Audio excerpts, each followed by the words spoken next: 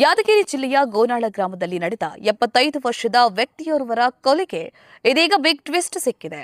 ಆರೋಪಿಗಳ ಪತ್ತೆಯ ಬೆನ್ನಲ್ಲೇ ವ್ಯಕ್ತಿಯ ಕೊಲೆ ವಿಚಾರಕ್ಕೆ ಸಂಬಂಧಿಸಿದಂತೆ ಆಶ್ಚರ್ಯಕರ ಕಾರಣವೂ ಹೊರಬಿದ್ದಿದೆ.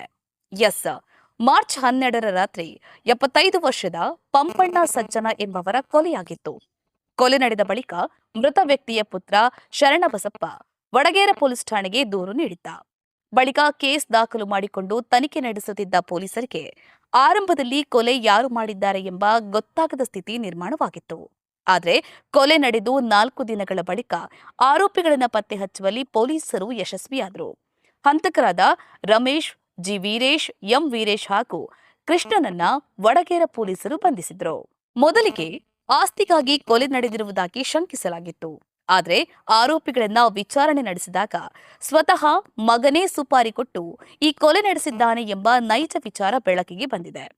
ಮೃತ ವ್ಯಕ್ತಿ 75 ವರ್ಷದ ಹಂಪಣ್ಣ ಅಂತಿಂತ ವ್ಯಕ್ತಿಯಲ್ಲ.